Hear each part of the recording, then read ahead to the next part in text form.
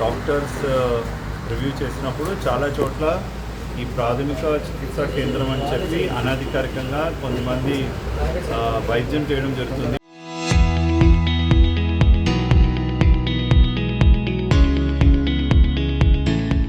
Unqualified doctors, unqualified persons అందరూ కూడా. So దీనికి సంబంధించి తహసీల్దార్, మెడికల్ ఆఫీసర్, పోలీస్ ఆధ్వర్యంలో ఒక కమిటీని ఏర్పాటు చేసి ఒక 2 months బ్యాక్ ఒక ఇన్స్పెక్షన్ చేశాము. ఆ రోజు ఒక 5 ప్రథమ చికిత్సా కేంద్రాలని సీజ్ చేయడం జరిగింది, నోటీస్ కూడా ఇవ్వడం జరిగింది.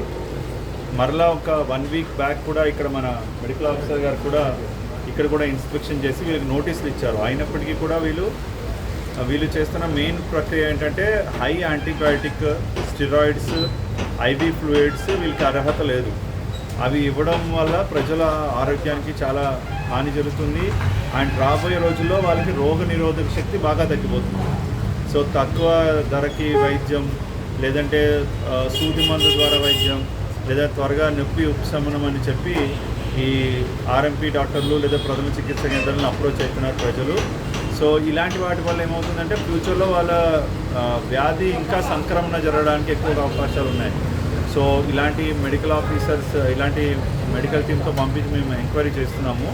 సో మొదటి విడతగా నోటీస్ ఇచ్చడం జరిగింది. నెక్స్ట్ టైం కనుక ఇలాంటి వాళ్ళు కనుక ఉంటే క్రిమినల్ చర్యలు తీసుకొని వాళ్ళని మెడికల్ ప్రాక్టీషనర్స్ యాక్ట్ ప్రకారంగా చర్యలు తీసుకోకూడదు.